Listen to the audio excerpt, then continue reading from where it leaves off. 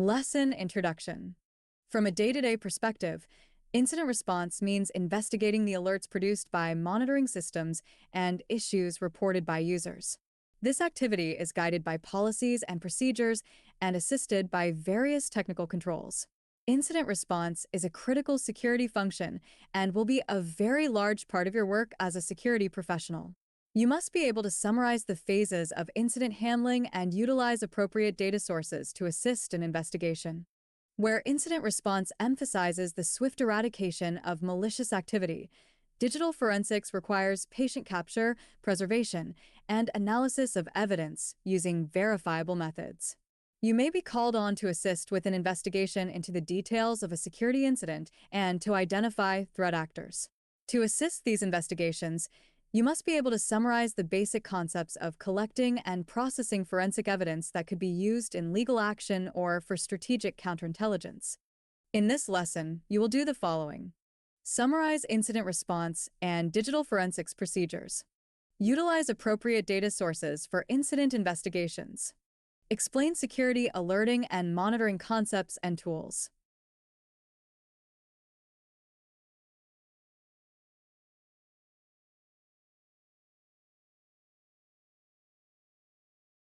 Effective incident response is governed by formal policies and procedures, setting out roles and responsibilities for an incident response team.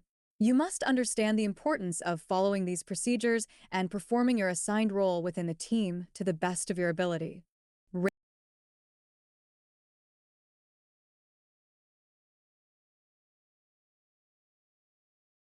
Incident response processes. A cybersecurity incident refers to either a successful or attempted violation of the security properties of an asset, compromising its confidentiality, integrity, or availability. Incident response, IR, policy sets the resources, processes, and guidelines for dealing with cybersecurity incidents. Management of each incident should follow a process lifecycle. CompTIA's incident response lifecycle is a seven-step process. Preparation makes the system resilient to attack in the first place. This includes hardening systems, writing policies and procedures, and setting up confidential lines of communication. It also implies creating incident response resources and procedures. Detection discovers indicators of threat actor activity. Indicators that an incident may have occurred might be generated from an automated intrusion system. Alternatively, incidents might be manually detected through threat hunting operations or be reported by employees, customers, or law enforcement. Analysis determines whether an incident has taken place and performs triage to assess how severe it might be from the data reported as indicators. Containment limits the scope and magnitude of the incident. The principal aim of incident response is to secure data while limiting the immediate impact on customers and business partners. It is also necessary to notify stakeholders.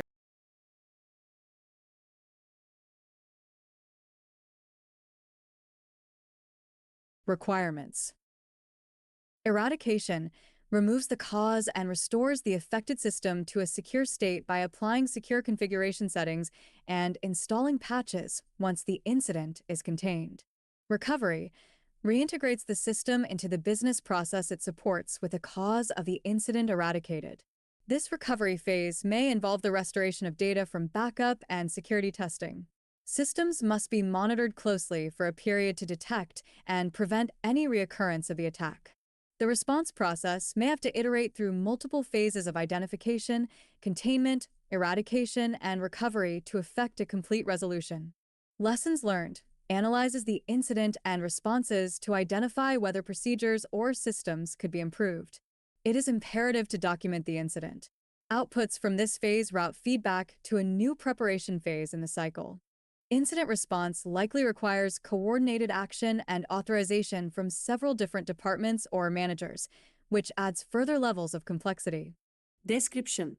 The phases are as follows: preparation, detection, analysis, containment, eradication, recovery, and lessons learned. An arrow moves from recovery to detection. Another arrow moves from lessons learned to preparation. Phases in incident response. The IR process is focused on cybersecurity incidents. There are also major incidents that pose an existential threat to company-wide operations. These major incidents are handled by disaster recovery processes. A cybersecurity incident might lead to a major incident being declared, however. Rate your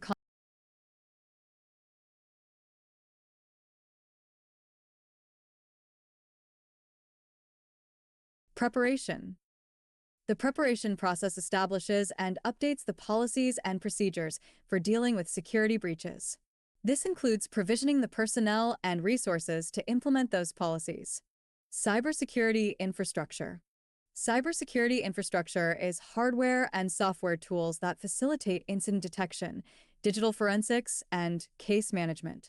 Incident detection tools provide visibility into the environment by fully or partially automating the collection and analysis of network traffic, system state monitoring, and log data. Digital forensics tools facilitate acquiring and validating data from system memory and file systems. This can be performed just to assist incident response or to prosecute a threat actor. Case management tools provide a database for logging incident details and coordinating response activities across a team of responders. This functionality is often implemented as a single product suite. Tools such as security information and event management, SIEM, and security orchestration, automation, and response, SOAR, provision alerting and monitoring dashboards to fully manage the steps in incident response. Cyber Incident Response Team. Incident response requires team members with a range of security competencies. This team is variously described as a Computer Incident Response Team, CART, Computer Security Incident Response Team, CERT, or Computer Emergency Response Team, CERT. Incident response might also involve or be wholly located within a Security Operations Center, SOC. However it is set up, the team must be led by a senior executive decision-maker who can authorize actions following the most serious incidents. Managers ensure the day-to-day operation of the CIRT and coordinate response activity with other business departments. Analysts and technicians will work at various levels to prioritize cases and mitigate minor incidents on their own initiative. As well as cybersecurity expertise, advice from other business divisions will also need to be called upon. Legal evaluates incident response from the perspective of compliance with laws and industry regulations. It may also be necessary to liaise closely with law enforcement professionals, which can be daunting without expert legal advice. Human Resources, HR, deals with effects on employee contracts, employment law, and so on. HR can help address underlying organizational or personnel issues contributing to the incident, like employee dissatisfaction, workplace conflicts, or inadequate training. Public Relations manages any negative press and or social media reactions and comments from a serious incident. Some organizations may prefer to outsource some of the CIRT functions to third-party agencies by retaining an incident response provider. External agents are able to deal more effectively with insider threats. Communication plan. Incident response policies should establish clear lines of communication for reporting incidents and notifying affected parties as the management of an incident progresses. It is vital to have essential contact information readily available. It is critical to prevent the unintentional release of information beyond the team authorized to handle the incident. It is imperative that adversaries not be alerted to containment and remediation measures to be taken against them. Status and event details should be circulated on a need-to-know basis and only to trusted parties identified on a call list. The team requires an out-of-band communication method that cannot be intercepted. Using corporate email runs the risk that the threat actor will be able to intercept communications. Stakeholder management. It is not helpful to publicize an incident in the press or through social media outside of planned communications. Ensure that parties with privileged information do not release this information to untrusted parties, whether intentionally or inadvertently. Consider obligations to report an incident. It may be necessary to inform affected parties during or immediately after the incident so that they can perform their own remediation. There could also be a requirement to report to regulators or law enforcement. Also, consider the marketing and PR impact of an incident. This can be highly damaging, and the company must demonstrate to customers that security systems have been improved. Incident Response Plan. The outcome of preparation activity is a formal Incident Response Plan, IRP. This lists the procedures, contacts, and resources available to responders for various incident categories. Rate your confidence.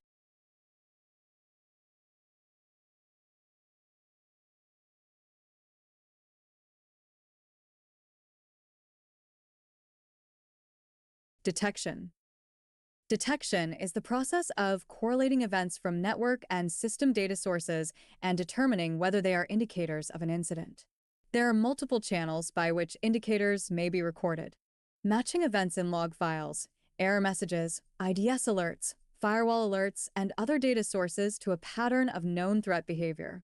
Identifying deviations from baseline system metrics. Manually or physically inspecting the site, premises, networks, and hosts. Running a proactive search for signs of intrusion is referred to as threat hunting. Notification by an employee, customer, or supplier. Publicly reporting new vulnerabilities or threats by a system vendor, regulator, the media, or other outside party. It is wise to provide an option for confidential reporting so that employees are not afraid to report insider threats such as fraud or misconduct. When a suspicious event is detected, it is critical that the appropriate person on the CIRT be notified so that they can take charge of the situation and formulate the appropriate response. This person is referred to as the first responder. Employees at all levels of the organization must be trained to recognize and respond appropriately to actual or suspected security incidents. Description. The total number of alerts found in the last 24 hours are 30. A drop-down on the top left reads, Group by Name module. The fetch limit is 500. A table below lists the count, rule name, and event module. A menu opens on top of the table has the following options: include, exclude, only, drill down, selected, group by, new group by, clipboard, and actions. Managing alerts generated by host and network intrusion detection systems correlated in the Security Onion Security Information and Event Management (SIEM) platform. A SIEM can generate huge numbers of alerts that need to be manually assessed for priority and investigation. Screenshot courtesy of Security Onion.net. Rate your confidence. Continue. Category. Topic 12A. Incident response. Report content errors. Copyright CompTIA Incorporated.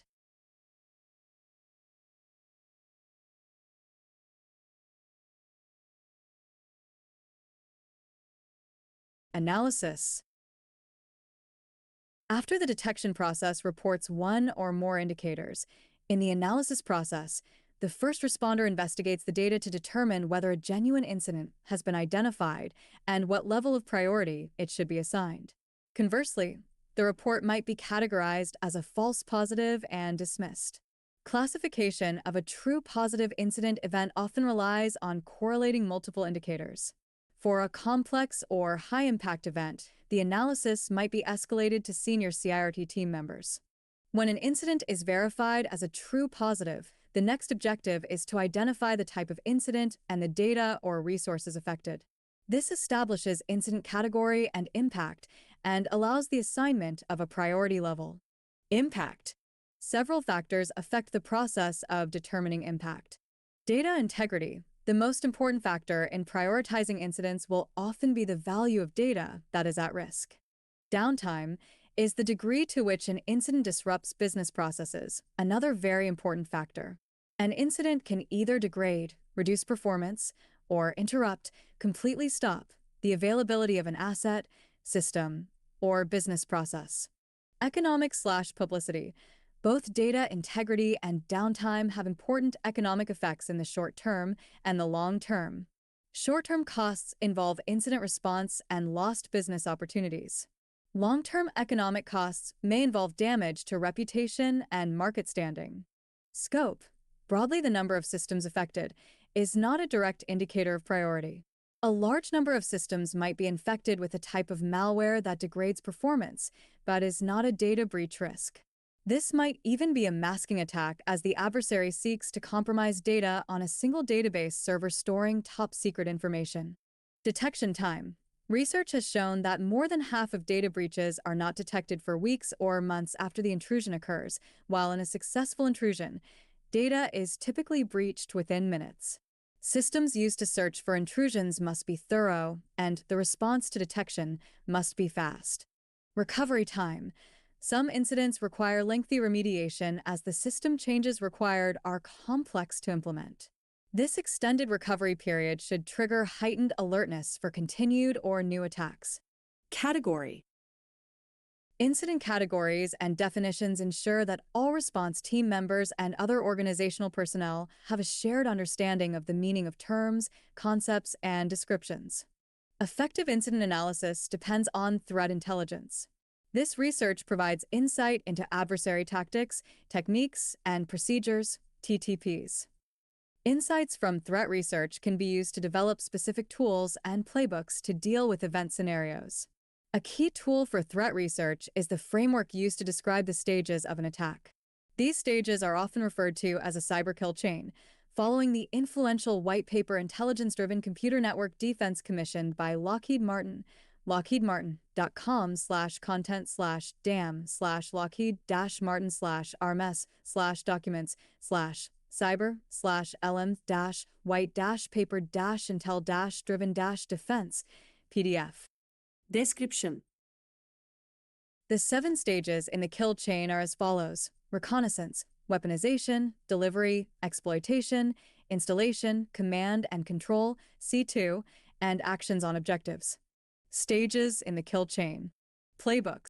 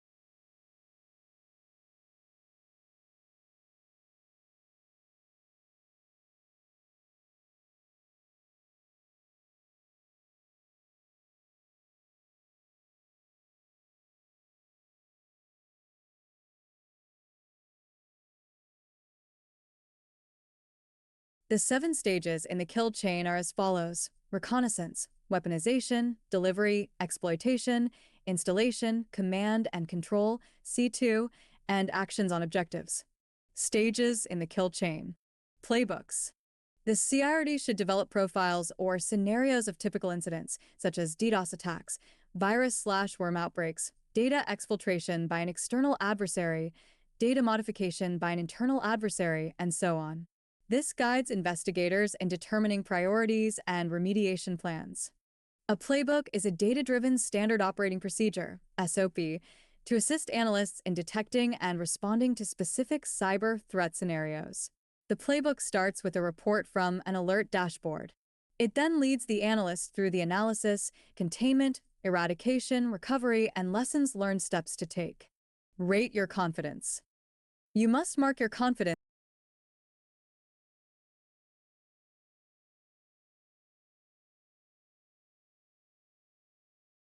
Containment. Following detection and analysis, the incident management database should have a record of the event indicators, the nature of the incident, its impact, and the investigator responsible for managing the case. The next phase of incident management is to determine an appropriate response. As incidents cover a wide range of different scenarios, technologies, motivations, and degrees of seriousness, there is no standard approach to containment or incident isolation. Some of the many complex issues facing the CIRT are the following. What damage or theft has occurred already? How much more could be inflicted? And in what sort of time frame, loss control? What countermeasures are available? What are their costs and implications? What actions could alert the threat actor that the attack has been detected? What evidence of the attack must be gathered and preserved? What notification or reporting is required at this stage of the incident?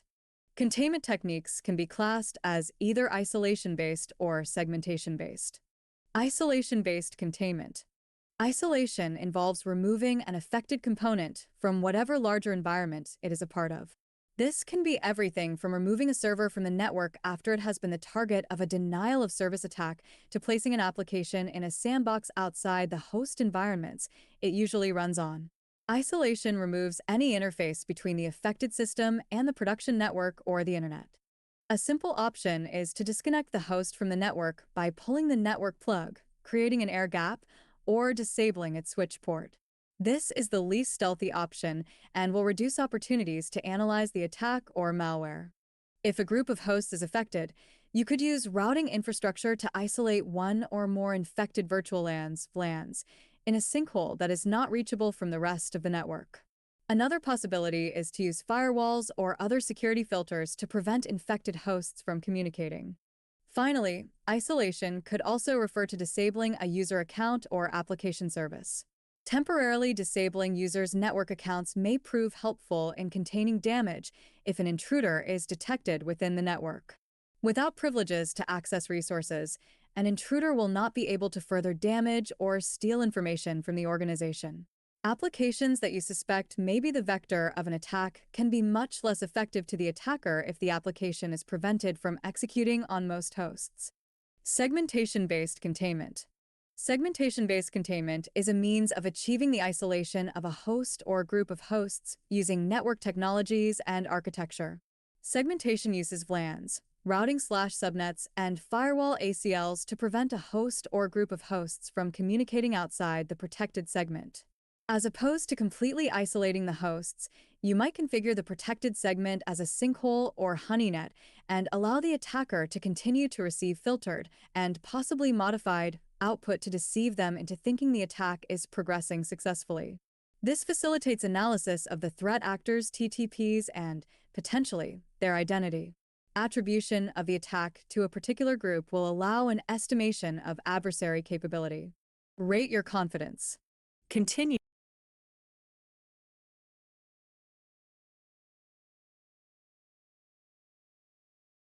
Eradication and recovery.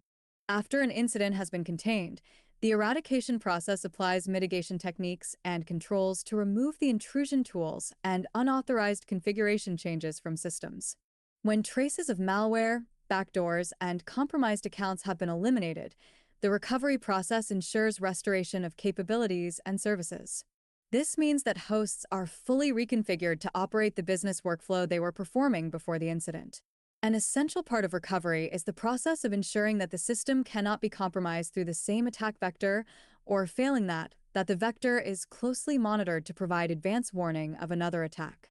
Eradication of malware or other intrusion mechanisms and recovery from the attack will involve several steps. Reconstitution of affected system by either removing the malicious files or tools from affected systems or restoring the systems from secure backups/images. If reinstalling from baseline template configurations or images, make sure that there is nothing in the baseline that allowed the incident to occur. If so, update the template before rolling it out again. Re-audit security controls by ensuring they are not vulnerable to another attack. This could be the same attack or from some new attack that the attacker could launch through information they have gained about the network. If the organization is subjected to a targeted attack, Be aware that one incident may be very quickly followed by another.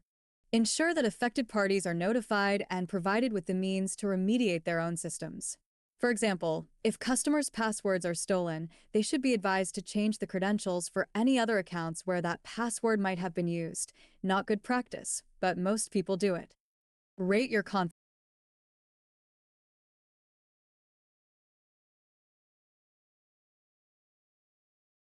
Lessons learned. The lessons learned process reviews severe security incidents to determine their root cause, whether they were avoidable, and how to avoid them in the future. Lessons learned activity starts with a meeting where staff review the incident and responses. The meeting must include staff directly involved along with other non-involved incident handlers who can provide objective, external perspectives. All staff must contribute freely and openly to the discussion, so these meetings must avoid pointing blame and instead focus on improving procedures. Leadership should manage disciplinary concerns related to staff failing to follow established procedures separately. Following the meeting, one or more analysts should compile a Lessons Learned Report, LLR, or After Action Report, AAR. The lessons learned process should invoke root cause analysis or the effort to determine how the incident was able to occur. A lot of models have been developed to structure root cause analysis. One is the 5 whys model. This starts with a statement of the problem and then poses successive why questions to drill down to root causes. Examples include the following. Why was our patient safety database found on a dark website? Because a threat actor was able to copy it to USB and walk out of the building with it. Why was a threat actor able to copy the database to USB at all or do so without generating an alert? Because they were able to disable the data loss prevention system. Why were they able to disable the data loss prevention system? Because they were trusted with privileges to do so. Why were they allocated these privileges? No one seems to know. All administrator accounts were issued with them. Why didn't the act of disabling the data loss prevention system generate an alert? It was logged, but alerts for that category had been disabled for causing too many false positives. This identifies 2 root causes as improper permission assignments and improper logging/alerting configuration. One issue with the 5 whys model is that it can quickly branch into different directions of inquiry. Another approach is to ask different questions with a view to building a complete picture of the incident and its causes. Who was the adversary? Was the incident insider-driven, external, or a combination of both? Why was the incident perpetrated? Discuss the motives of the adversary and the data assets they might have targeted. When did the incident occur? When was it detected? And how long did it take to contain and eradicate? Where did the incident occur? Host systems and network segments affected? How did the incident occur? What tactics, techniques, and procedures, TTPs, were employed by the adversary? Were the TTPs known and documented in a knowledge base such as ATT and CK, or were they unique? What security controls would have provided better mitigation or improved the response? Another approach might be to step through the incident timeline to understand what was known, the reasoning for each decision, and what options or controls might have been more beneficial to the response. Rate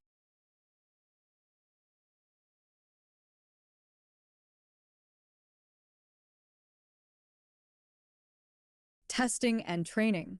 Testing and training validate the preparation process and show that the organization as a whole is ready to perform incident response. Conversely, lessons learned might show that this is not the case and identify a need for additional testing and training programs. Testing. The procedures and tools used for incident response are difficult to master and execute effectively. Analysts should not be practicing them for the first time in the high-pressure environment of an actual incident. Running test exercises help staff develop competencies and can help to identify deficiencies in the procedures and tools. Testing on specific incident response scenarios can use 3 forms. Tabletop exercise. This is the least costly type of testing. The facilitator presents a scenario, and the responders explain what action they would take to identify, contain, and eradicate the threat. The training does not use computer systems. The scenario data is presented as flashcards. Walkthroughs. In this model, a facilitator presents the scenario as for a tabletop exercise, but the incident responders demonstrate what actions they would take in response. Unlike a tabletop exercise, the responders perform actions such as running scans and analyzing sample files, typically on sandboxed versions of the company's actual response and recovery tools. Simulations. A simulation is a team-based exercise where the red team attempts an intrusion, the blue team operates response and recovery controls, and a white team moderates and evaluates the exercise. This type of training requires considerable investment and planning. Members of the Kentucky and Alabama National Guard participate in a simulated network attack exercise. Photo by Kentucky National Guard Major Carla Raisler. Training. The actions of staff immediately following the detection of an incident can have a critical impact on successful outcomes. Effective training on incident detection and reporting procedures equip staff with the knowledge they need to react swiftly and effectively to security events. Incident response is also likely to require coordinated efforts from several different departments or groups, so cross-departmental training is essential. The lessons learned phase of incident response often reveals a need for additional security awareness and compliance training for employees. This type of training helps employees develop the knowledge to identify attacks in the future. Training should focus on more than just technical skills and knowledge.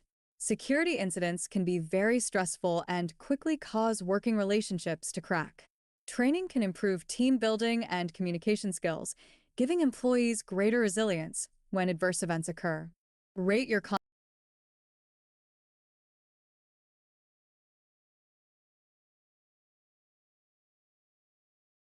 threat hunting.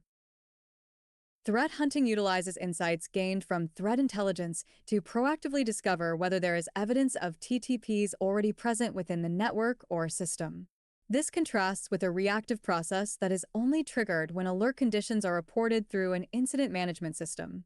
Threat hunting can provide useful information to the incident response preparation process, such as demonstrating the value of investments in security tools and showing the need for improvements to detection and analysis processes. A threat hunting project is likely to be led by senior security analysts, but some general points to observe include the following. Advisories and bulletins that warn of new threat types. Threat hunting is a labor-intensive activity and so needs to be performed with clear goals and resources. Threat hunting usually proceeds according to some hypothesis of possible threat. Security bulletins and advisories from vendors and security researchers about new TTPs and/or vulnerabilities may be the trigger for establishing a threat hunt.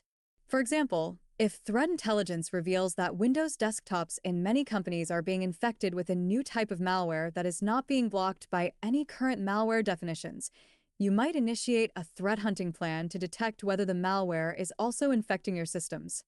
Intelligence fusion and threat data. Threat hunting can be performed by manual analysis of network and log data, but this is a very lengthy process.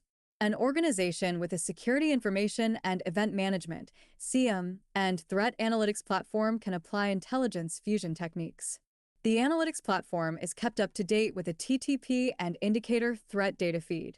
Analysts can develop queries and filters to correlate threat data against on-premises data from network traffic and logs. Maneuver. When investigating a suspected live threat, you must remember the adversarial nature of hacking. A capable threat actor is likely to have anticipated the likelihood of threat hunting and attempted to deploy countermeasures to frustrate detection. For example, the attacker may trigger a denial of service attack to divert the security team's attention and then attempt to accelerate plans to achieve actions on objectives. Maneuver is a military doctrine term relating to obtaining positional advantage. As an example of defensive maneuver, threat hunting might use passive discovery techniques so that threat actors are given no hint that an intrusion has been discovered before the security team has a containment, eradication, and recovery plan. Description. Hunt option is selected from the menu on the left. The dashboard displays the data for last 24 hours. The dashboard is divided into two sections. Basic metrics that includes 3 graphs titled Most Occurrences, Timeline, and Fewest Occurrences. Group metrics with a fetch limit 10.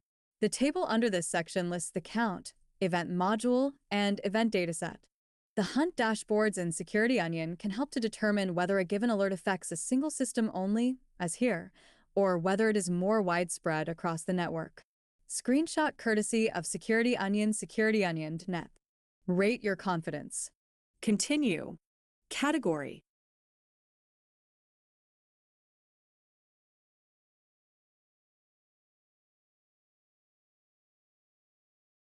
Exam objectives covered.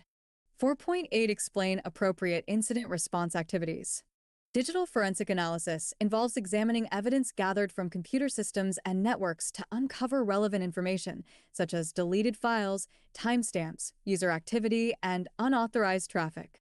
There are many processes and tools for acquiring different kinds of digital evidence from computer hosts and networks. These processes must demonstrate exactly how the evidence was acquired and that it is a true copy of the system state at the time of the event. Documentation is critical to collecting, preserving, and presenting valid digital proofs. Mistakes or gaps in the record of the process can lead to the evidence being dismissed.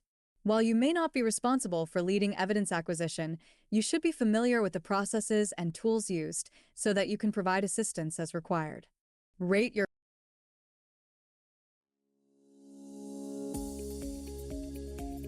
When it comes to investigating security incidents, there are various guidelines to think about. First of all, one of the big ones is chain of custody. Whenever you have any sort of evidence or data, you have to make sure you tell, where it came from and whose hands it's been in, where it's been.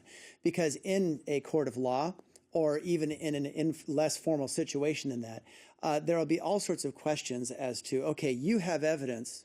Has it been tampered with? Has it been accidentally, altered in some sort of way? So the idea is that as you get evidence, you have to find some sort of way to bag and tag it. And literally there are times when there's a server that they know it was the scene of some form of crime, child pornography or something like that, and they literally bag and tag that thing so that they know nobody has gotten into it. Also, whenever you take a disk image or a network packet capture or a memory dump, there are ways of marking that so that you know it has certain timestamps. So there are guidelines for taking this information so that you have a proper chain of custody. But let me give you a couple examples of some of the procedures that happen or some of the things that you can look at in case of an attack. In this case, I've got a packet capture of the Eternal Blue attack. This is basically an attack against Microsoft oriented systems that happens on port 445. So I've got a simple packet capture. This could be seen as evidence of a crime. And in fact, this red, stuff that is in red, these packets that are in red, Wireshark's not an intrusion detection device, but it knows a strange packet when it sees it. This is actually the beginning of that attack, and you can even do an analysis of some of the statistics and do an I/O graph, and you can see where there's kind of normal traffic, and then there was a spike here. That's where the attacking system attacked the victim. Once you have information like this, you can certainly save that packet capture. You can save it like I have. But in that case, you then would want to do something to make sure it has not been altered itself. You could take an MD5 sum or an SHA-512 hash of that file. Those hashes are extremely sensitive to the contents of the file. So even if one little bit or byte or what have you has been changed, you know that, the resulting hash would change, and then you know that that information has been altered in some way and it's no longer valid. But nevertheless, you find ways to keep this information as secure as possible.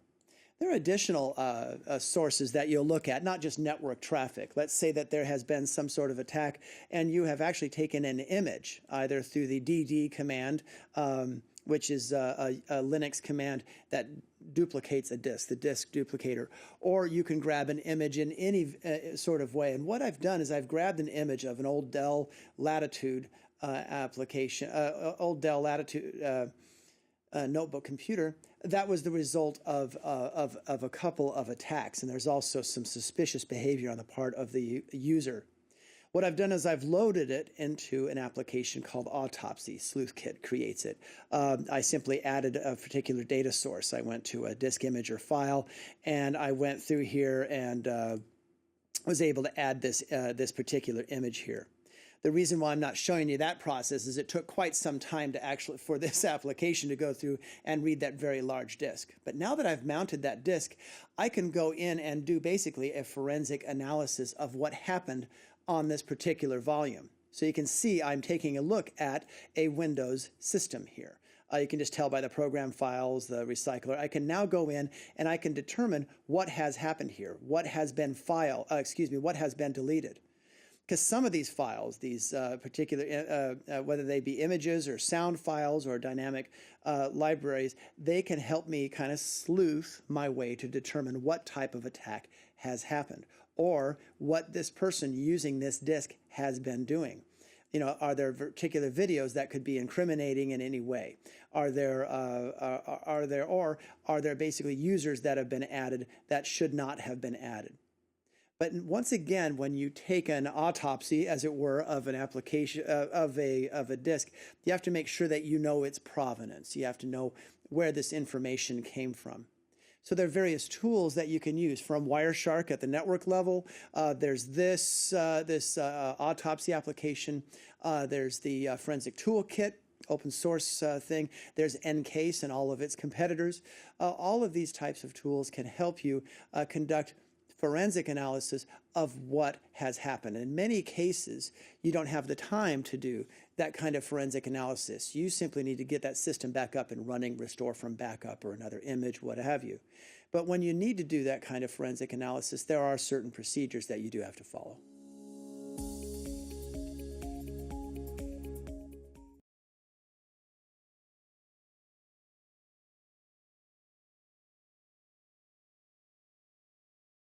Due process and legal hold.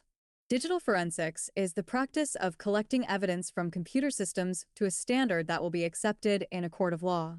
Forensics investigations are most likely to be launched to prosecute crimes arising from insider threats, notably fraud or misuse of equipment. Prosecuting external threat sources is often difficult, as the threat actor may well be in a different country or have taken effective steps to disguise their location and identity. Such prosecutions are normally initiated by law enforcement agencies, where the threat is directed against military or governmental agencies, or is linked to organized crime. Like DNA or fingerprints, digital evidence is latent. Latent means that the evidence cannot be seen with the naked eye. Rather, it must be interpreted using a machine or process. This means that formal steps must be taken to ensure the admissibility of digital evidence. As well as the physical evidence, a hard drive, for instance, digital forensics requires documentation showing how the evidence was collected and analyzed without tampering or bias. Due process is a term used in US and UK common law to require that people only be convicted of crimes following the fair application of the laws of the land. More generally, due process can be understood to mean having a set of procedural safeguards to ensure fairness. This principle is central to forensic investigation. If a forensic investigation is launched, or if one is a possibility, it is important that technicians and managers are aware of the processes that the investigation will use. It is vital that they are able to assist the investigator and that they not do anything to compromise the investigation. In a trial, defense counsel will try to exploit any uncertainty or mistake regarding the integrity of evidence or the process of collecting it. Legal hold refers to the fact that information that may be relevant to a court case must be preserved. Information subject to legal hold might be defined by regulators or industry best practice, or there may be a litigation notice from law enforcement or lawyers pursuing a civil action. This means that computer systems may be taken as evidence, with all the obvious disruption to a network that entails. A company subject to legal hold will usually have to suspend any routine deletion/destruction of electronic or paper records and logs. Rate your confidence.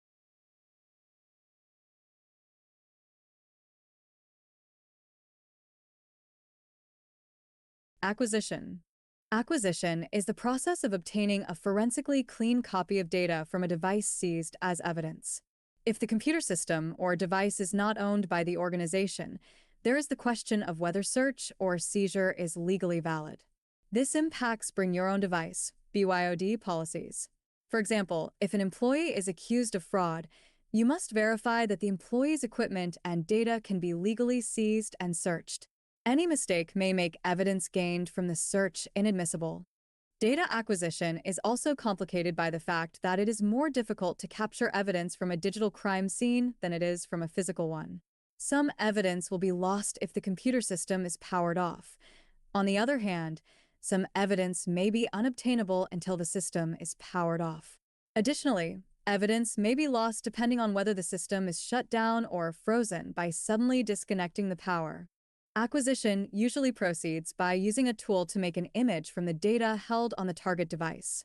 An image can be acquired from either volatile or non-volatile storage. The general principle is to capture evidence in the order of volatility, from more volatile to less volatile. The ISOC Best Practice Guide to Evidence Collection and Archiving, published as tools ietf.org/html/RFC3227, sets out the general order as follows. CPU registers and cache memory, including cache on disk controllers, graphics cards, and so on.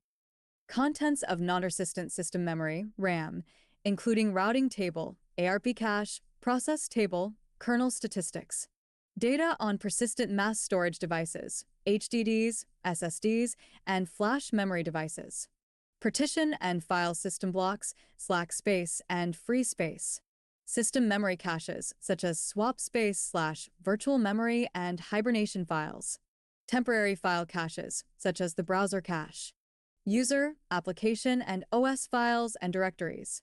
Remote logging and monitoring data. Physical configuration and network topology.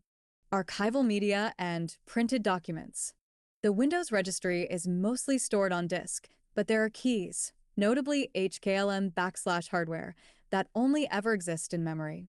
The contents of the registry can be analyzed via a memory dump.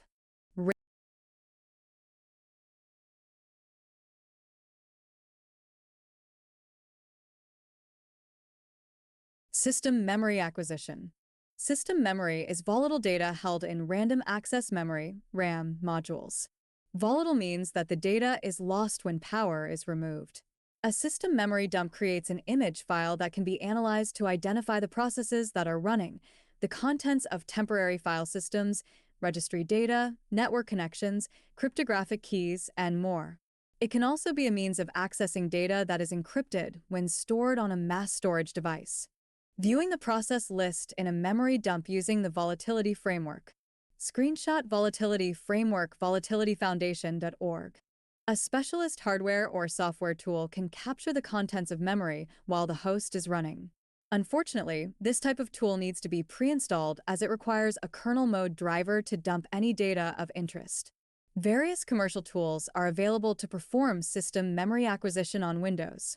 On Linux, the Volatility Framework includes a tool to install a kernel driver. Rate your confidence.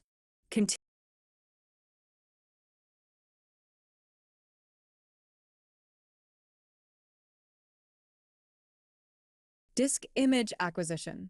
Disk image acquisition refers to acquiring data from non-volatile storage. Non-volatile storage includes hard disk drives, HDDs, solid-state drives, SSDs, firmware, other types of flash memory, USB thumb drives and memory cards, and optical media, CD, DVD, and Blu-ray. This can also be referred to as device acquisition, meaning the SSD storage in a smartphone or media player. Disk acquisition will also capture the OS installation if the boot volume is included. There are 3 device states for persistent storage acquisition. Live acquisition. This means copying the data while the host is still running. This may capture more evidence or more data for analysis and reduce the impact on overall services, but the data on the actual disks will have changed, so this method may not produce legally acceptable evidence. It may also alert the threat actor and allow time for them to perform anti-forensics. Static acquisition by shutting down the host. This runs the risk that the malware will detect the shutdown process and perform anti-forensics to try to remove traces of itself. Static acquisition by pulling the plug. This means disconnecting the power at the wall socket. not the hardware power-off button. This is most likely to preserve the storage devices in a forensically clean state, but there is the risk of corrupting data. Given sufficient time at the scene, an investigator might decide to perform both a live and static acquisition. Whichever method is used, it is imperative to document the steps taken and supply a timeline and video-recorded evidence of actions taken to acquire the evidence. There are many GUI imaging utilities, including those packaged with forensic suites. If no specialist tool is available, on a Linux host, the dd command makes a copy of an input file, if smiley face to an output file of smiley face. In the following, SDA is the fixed drive. dd if =dev/sda of =mnt/uspstick/backup img. A more recent fork of dd is dcfldd, which provides additional features like multiple output files and exact match verification. Using dcfldd, a version of dd with additional forensics functionality created by the DoD, and generating a hash of the source disk data, SDA. Rate your confidence.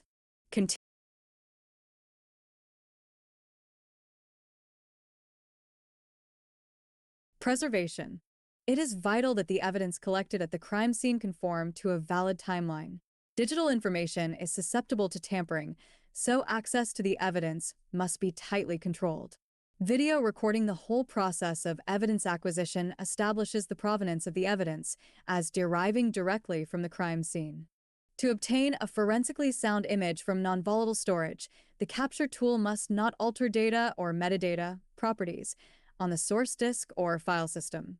Data acquisition would normally proceed by attaching the target device to a forensics workstation or field capture device equipped with a write blocker. A write blocker prevents any data on the disk or volume from being changed by filtering write commands at the driver and OS level.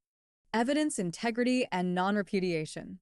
Once the target disk has been safely attached to the forensics workstation, data acquisition proceeds as follows.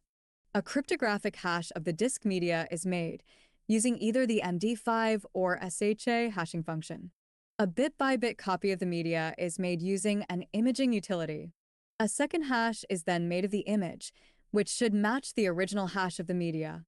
A copy is made of the reference image, validated again by the checksum. Analysis is performed on the copy. This proof of integrity ensures non-repudiation.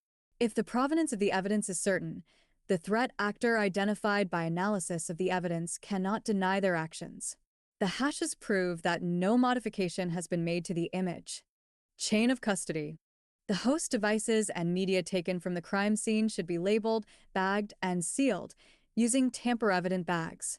It is also appropriate to ensure that the bags have anti-static shielding to reduce the possibility that data will be damaged or corrupted on the electronic media by electrostatic discharge, ESD. Each piece of evidence should be documented by a chain of custody form.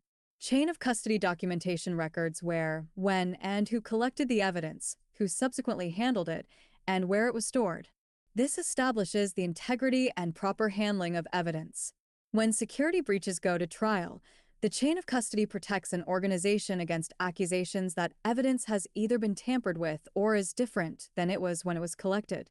Every person in the chain who handles evidence must log the methods and tools they used. The evidence should be stored in a secure facility.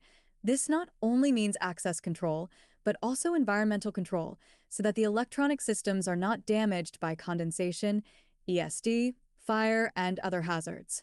Rate.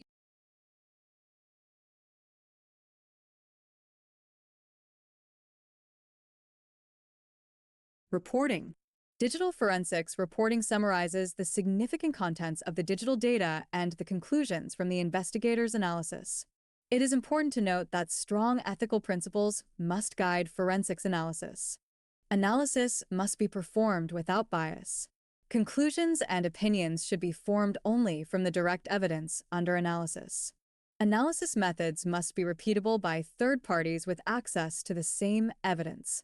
Ideally, the evidence must not be changed or manipulated. If a device used as evidence must be manipulated to facilitate analysis, disabling the lock feature of a mobile phone or preventing a remote wipe, for example, the reasons for doing so must be sound, and the process of doing so must be recorded. Defense counsel may try to use any deviation of good ethical and professional behavior to have the forensics investigators' findings dismissed. A forensic examination of a device that contains electronically stored information, ESI, entails a search of the whole drive, including both allocated and unallocated sectors, for instance. E-discovery is a means of filtering the relevant evidence produced from all the data gathered by a forensic examination and storing it in a database in a format such that it can be used as evidence in a trial. E-discovery software tools have been produced to assist this process. Some of the functions of e-discovery suites are as follows. Identify and deduplicate files and metadata. Many files on a computer system are standard, installed files or copies of the same file. E-discovery filters these types of files, reducing the volume of data that must be analyzed. Search. Allow investigators to locate files of interest to the case. As well as keyword search, software might support semantic search. Semantic search matches keywords if they correspond to a particular context. Tags. Apply standardized keywords or labels to files and metadata to help organize the evidence. Tags might be used to indicate relevancy to the case or part of the case or to show confidentiality, for instance. Security. At all points, evidence must be shown to have been stored, transmitted, and analyzed without tampering.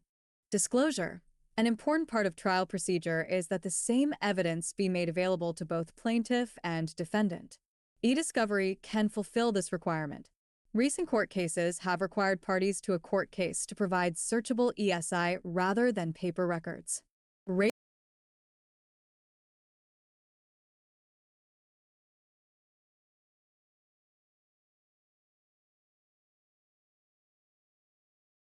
Exam objectives covered. For point 9, given a scenario, use data sources to support an investigation. Networks, hosts, and applications produce a very large amount of data via different mechanisms. Identifying all these data sources and then scanning them for threat indicators is a significant challenge for all types of organizations. As a security professional, you must be able to identify and utilize appropriate data sources to perform incident response as efficiently as possible. NC. Continue.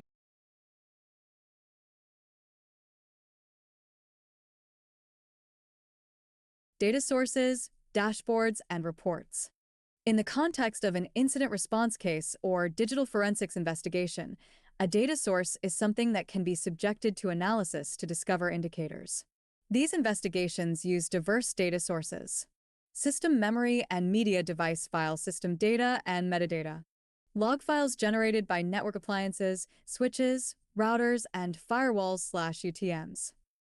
Network traffic captured by sensors and or any alertable or loggable conditions raised by intrusion detection systems. Log files and alerts generated by network-based vulnerability scanners. Log files generated by the OS components of client and server host computers. Log files generated by applications and services running on hosts. Log files and alerts generated by endpoint security software installed on hosts. This can include host-based intrusion detection, vulnerability scanning, antivirus, and firewall security software. The sheer diversity and size of data sources is a significant problem for investigations. Organizations use security information and event management, (SIEM) tools to aggregate and correlate multiple data sources. This can be used as a single source for agent dashboards and automated reports. Issues posed by dealing with large amounts of data are often described as the versus. They include volume, velocity, variety, veracity, and value. Dashboards. An event dashboard provides a console to work from for day-to-day incident response. It provides a summary of information drawn from the underlying data sources to support some work task. Separate dashboards can be created to suit many different purposes. An incident handler's dashboard will contain uncategorized events that have been assigned to their account, plus visualizations, graphs, and tables showing key status metrics. A manager's dashboard would show overall status indicators, such as number of unclassified events for all event handlers. Description. Dashboards option is selected from the menu on the left. The dashboard is divided into two sections. Basic metrics that includes a bar graph titled most occurrences, a line graph titled timeline, and a bar graph titled fewest occurrences. Group metrics with a fetch limit 10. A graph under this section lists the event dataset and event category, and a pie chart lists the event category. Default dashboard console in Security Onion, providing an overview of volumes and types of detection events. Screenshot courtesy of SecurityOnion.net. Automated reports. A SIEM can be used for two types of reporting. Alerts and alarms detect the presence of threat indicators in the data and can be used to start incident cases. Day-to-day management of alert reporting forms a large part of an analyst's workload. Status reports communicate data about the level of threat or number of incidents being raised and the effectiveness of security controls and response procedures. This type of reporting can be used to inform management decisions. It might also be required for compliance reporting. A SIEM will ship with a number of pre-configured dashboards and reports, but it will also make tools available for creating custom reports. It is critical to tailor the information presented in a dashboard or report to meet the needs and goals of its intended audience. If the report simply contains an overwhelming amount of information or irrelevant information, it will not be possible to quickly identify remediation actions.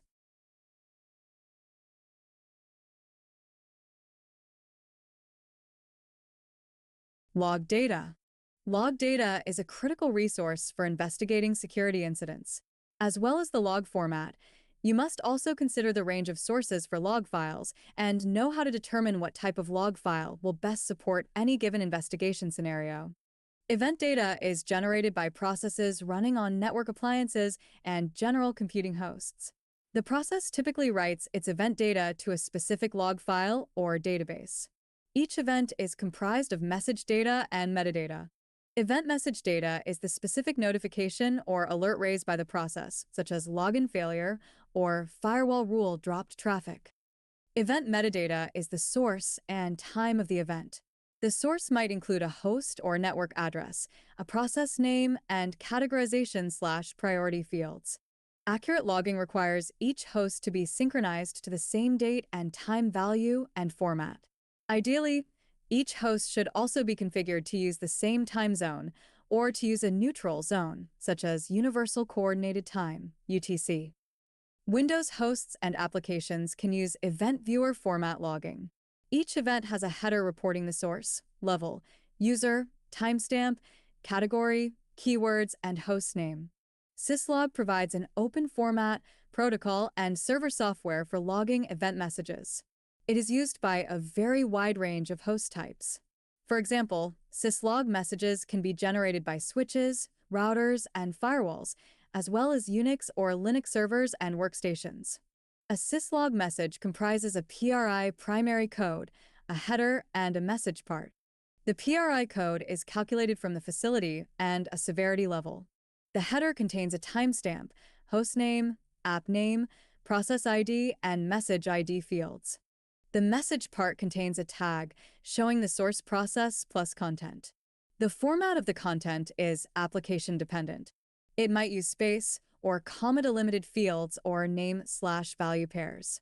Log data can be kept and analyzed on each host individually, but most organizations require better visibility into data sources and host monitoring. SIEM software can offer a single pane of glass view of all network hosts and appliances by collecting and aggregating logs from multiple sources. Logs can be collected via an agent running on each host or by using syslog or similar to forward event data.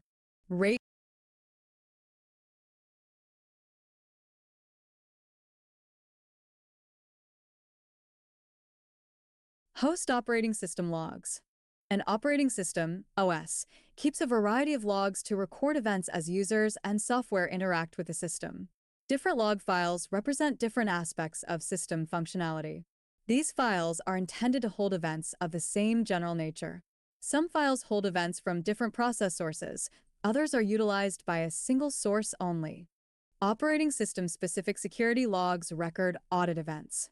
Audit events are usually classed either as success/accept or fail/deny. Authentication events record when users try to sign in and out. An event is also likely to be generated when a user tries to obtain special or administrative privileges. File system events record whether use of permissions to read or modify a file was allowed or denied, as this would generate a huge amount of data if enabled for all file system objects by default. File system auditing usually needs to be explicitly configured. Windows logs. The three main Windows event log files are the following. Application. Events generated by application processes, such as when there is a crash or when an app is installed or removed. Security. Audit events, such as a failed login or access to a file being denied. System. Events generated by the operating system's kernel processes and services, such as when a service or driver cannot start, when a service's startup type is changed, or when the computer shuts down. Linux logs. Linux logging can be implemented differently for each distribution.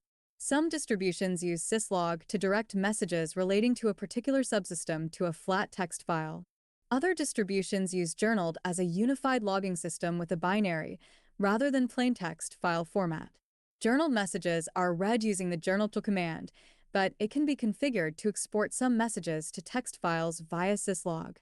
Some of the principal log files are as follows. /var/log/messages or /var/log/syslog stores all events generated by the system.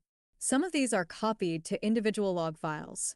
/var/log/auth.log, Debian/Ubuntu, or /var/log/secure, Red Hat/CentOS/Fedora. Records login attempts, use of pseudo privileges, and other authentication and authorization data. Additionally, the fail log specifically tracks failed login events. Some distros use WTMP, UTMP, and BTMP files for use with commands such as w, who, and last to identify sessions and failed logins. The package manager log, apt, yum, or DNF, depending on distro, stores information about what software has been installed and updated. Linux authentication log showing SSH remote access is enabled, failed authentication attempts for root user, and successful login for LAMP user. macOS logs. macOS uses a unified logging system, which can be accessed via the graphical console app or the log command. The log command can be used with filters to review security-related events, such as login, apple.login, app installs, apple.install, and system policy violations.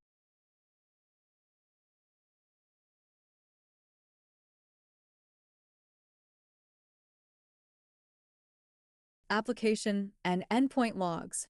As well as events recorded by the operating system, hosts are also likely to generate application logs, including logs from host-based security software. Application logs. An application log file is simply one that is managed by an application rather than the OS. The application may use Event Viewer or syslog to write event data using a standard format, or it might write log files to its own application directories in whatever format the developer has selected.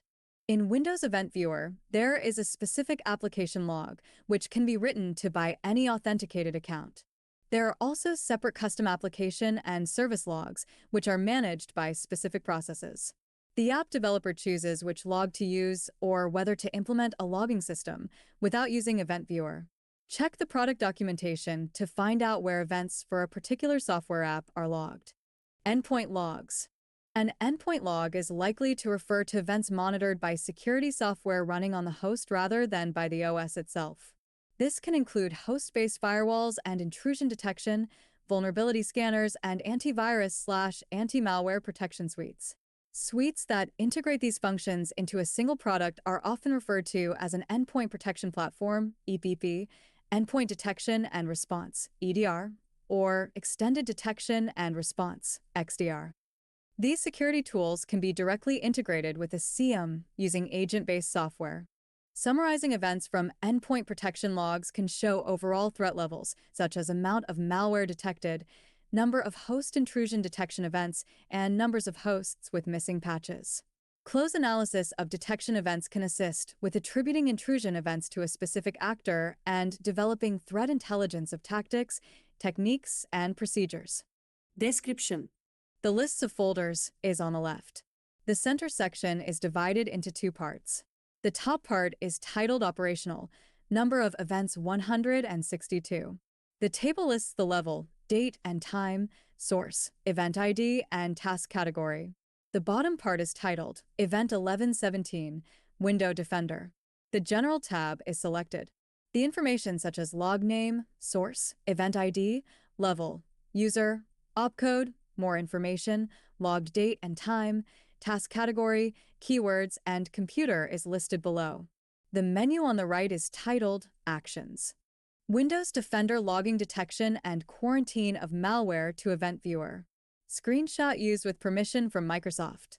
Vulnerability scans. While there is usually a summary report, a vulnerability scanner can be configured to log each vulnerability detected to a SIEM.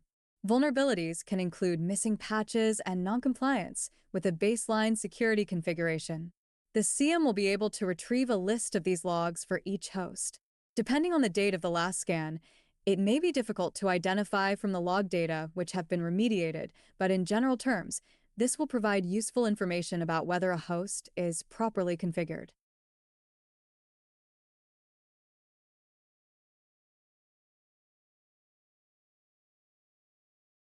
Network data sources.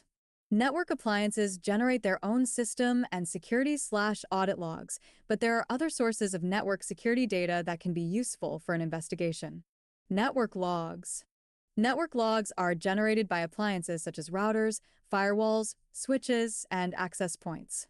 Log files will record the operation and status of the appliance itself, the system log for the appliance, plus traffic and access logs recording network behavior.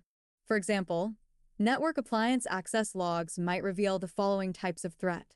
A switch log might reveal an endpoint trying to use multiple MAC addresses to perpetrate an on-path attack. A firewall log might identify scanning activity on a blocked port. An access point log could record disassociation events that indicate a threat actor trying to attack the wireless network. Excerpts from a typical Soho router log as it restarts. The events show the router reestablishing an Internet/WAN connection, updating the system date, and time using Network Time Protocol, NTP, running a firmware update check, and connecting a wireless client. The client is not initially authenticated, probably as the user was entering the wrong passphrase. Firewall logs. Any firewall rule can be configured to generate an event whenever it is triggered. As with most types of security data, this can quickly generate an overwhelming number of events. It is also possible to configure log-only rules. Typically, firewall logging will be used when testing a new rule or only enabled for high-impact rules.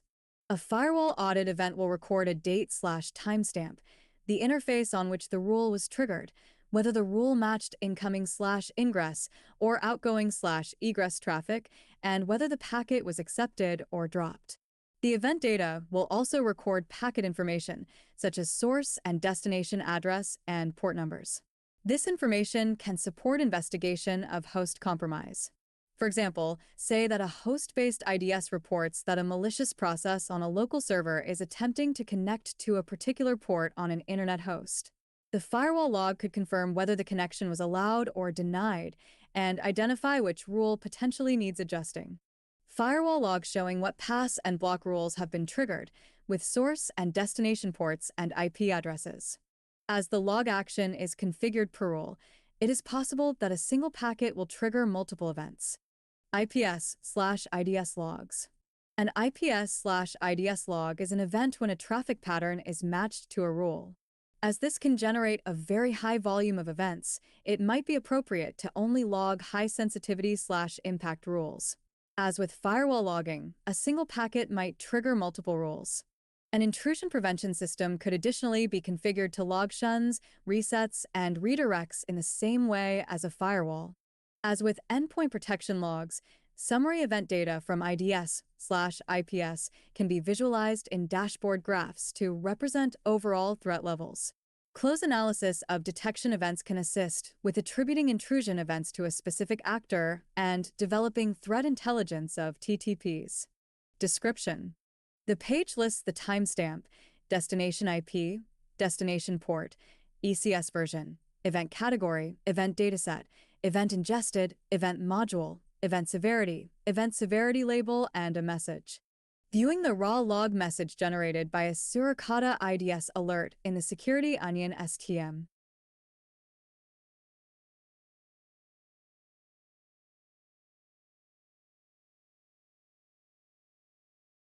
Packet captures. Network traffic can provide valuable insights into potential breaches. Network traffic is typically analyzed in detail at the level of individual frames or using summary statistics of traffic flows and protocol usage. A CM will store selected information from sensors installed to different points on the network. Information captured from network packets can be aggregated and summarized to show overall protocol usage and endpoint activity. On a typical network, sensors are not configured to record all network traffic, as this would generate a very considerable amount of data. More typically, only packets that triggered a given firewall or IDS rule are recorded. CM software will usually provide the ability to pivot from an event or alert summary to opening the underlying packets in an analyzer. On the other hand, given sufficient resources, a retrospective network analysis, RNA, solution provides the means to record the totality of network events at either a packet header or payload level. Packet analysis refers to deep-down, frame-by-frame scrutiny of captured traffic using a tool such as Wireshark. The analyzer decodes the packet to show the header fields at data link/MAC, network/IP, and transport TCP/UDP layers. At the application layer, it shows both header data and payload contents. Packet analysis can identify whether packets passing over a standard port have been manipulated in some non-standard way to work as a mechanism for a botnet server, for instance. It allows inspection of protocol payloads to try to identify data exfiltration attempts or attempts to contact suspicious domains and URLs. Detailed analysis of the packet contents can help to reveal the tools used in an attack. It is also possible to extract binary files such as potential malware for analysis. Description. The table on the top lists the number, time, source, destination, protocol, length, and info. The SMB protocol is highlighted. The table is followed by the information along with few lines of code. The tab Reassembled TCP, 4160 bytes, is selected at the bottom. Using the Wireshark packet analyzer to identify malicious executables being transferred over the Windows file sharing protocol. Screenshot wireshark.org. Rate.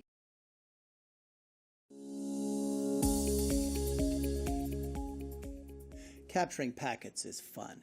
The premier way to analyze and capture packets is going to be using Wireshark. And there are various tools that you can use. There's EtherApe, for example. But I'm a big fan of Wireshark, as are most people. And I've got a packet capture going right here of a very small network. And in fact, what I'm going to do is I'm going to actually show you a couple of things here where you can do some filtering. So I'm going to issue a real quick ping command here. So you see there's 4 ping packets that are going to be sent. And you can see they're actually appearing even as we speak here. Let me give that another shot so you can see it really clearly.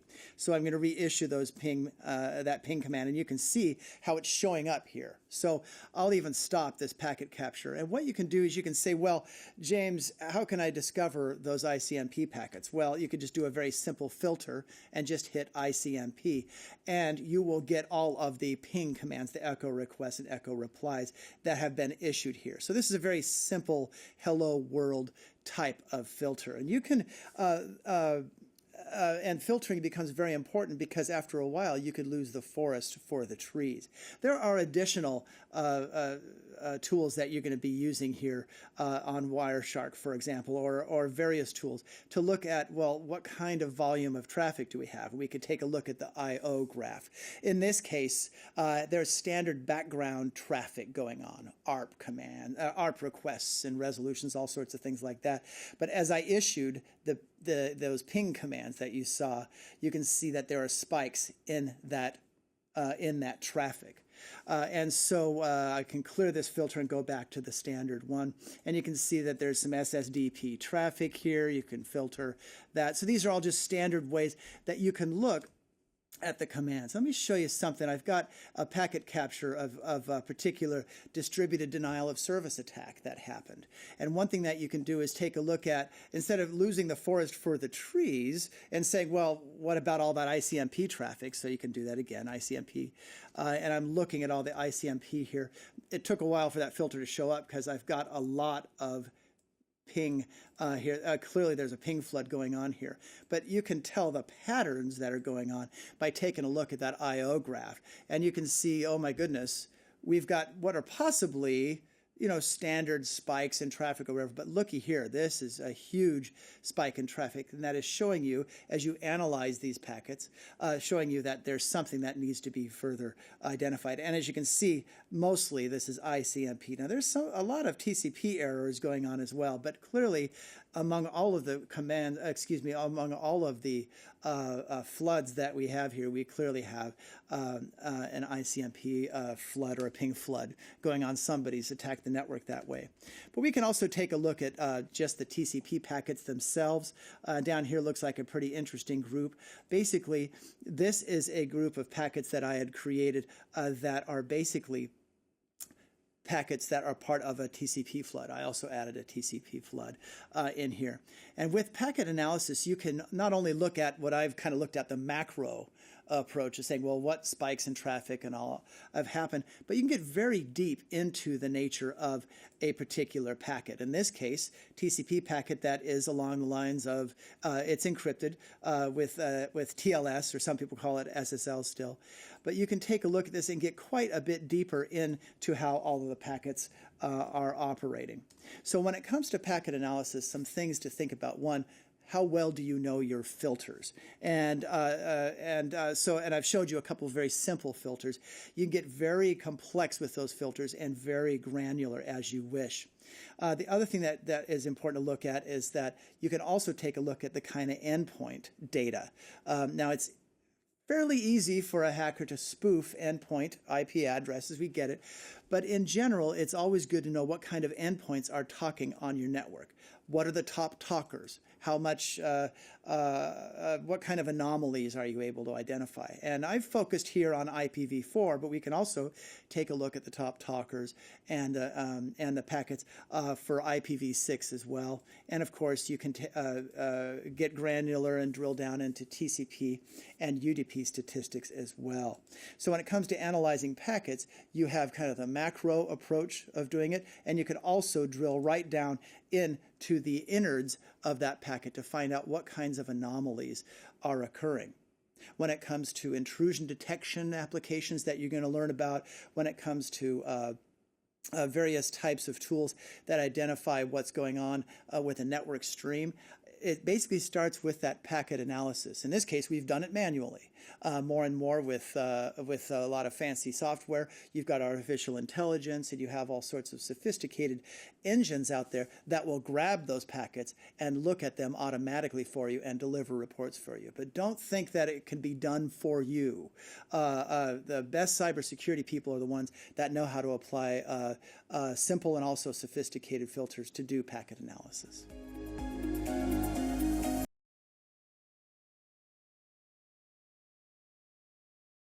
Metadata. Metadata is the properties of data as it is created by an application, stored on media, or transmitted over a network.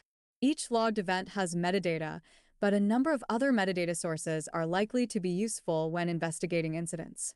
Metadata can establish timeline questions, such as when and where a breach occurred, as well as containing other types of evidence. File. File metadata is stored as attributes. The file system tracks when a file was created, accessed, and modified. A file might be assigned a security attribute, such as marking it as read-only or as a hidden or system file.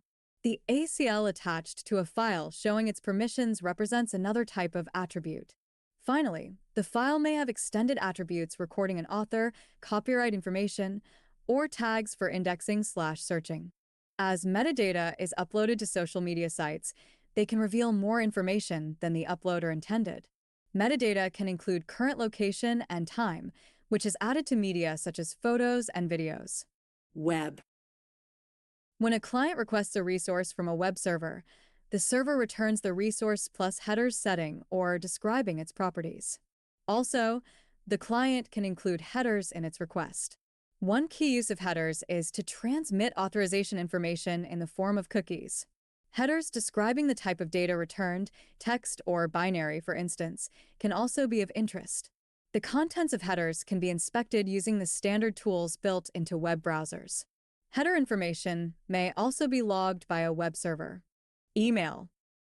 An email's internet header contains address information for the recipient and sender, plus details of the server's handling transmission of the message between them. When an email is created, the mail user agent, MUA, creates an initial header and forwards the message to a mail delivery agent, MDA. The MDA should perform checks that the sender is authorized to issue messages from the domain. Assuming the email isn't being delivered locally at the same domain, the MDA adds or amends its own header and then transmits the message to a message transfer agent, MTA. The MTA routes the message to the recipient, with the message passing via one or more additional MTAs, such as SMTP servers operated by ISPs or mail security gateways. Each MTA adds information to the header. Headers aren't exposed to the user by most email applications. You can view and copy headers from a mail client via a message properties/options/source command. MTAs can add a lot of information in each received header, such as the results of spam checking. If you use a plain text editor to view the header, it can be difficult to identify where each part begins and ends. Fortunately, there are plenty of tools available to parse headers and display them in a more structured format. One example is the Message Analyzer tool, available as part of the Microsoft Remote Connectivity Analyzer, Test Connectivity, microsoft.com/tests/0365. This will lay out the hops that the message took more clearly and break out the headers added by each MTA. Description. The page lists the subject, correspondence, and date at the top in a tabular format and the message at the bottom. A dialog box on the top analyzes the source of the message. Analyzing headers in a phishing message, the sender is using typo squatting to hope the recipient confuses structurality, com with the genuine domain structurality.com. Screenshot courtesy of Mozilla. Screenshot courtesy of Mozilla. Rate your confidence. Continue.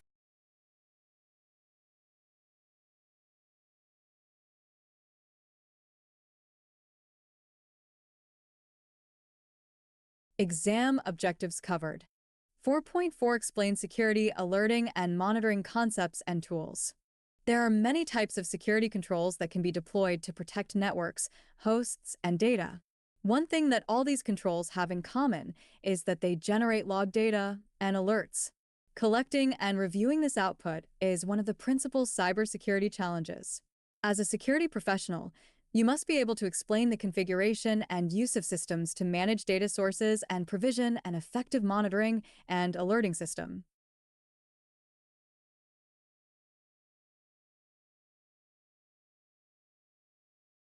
When it comes to cybersecurity, being proactive is an important consideration.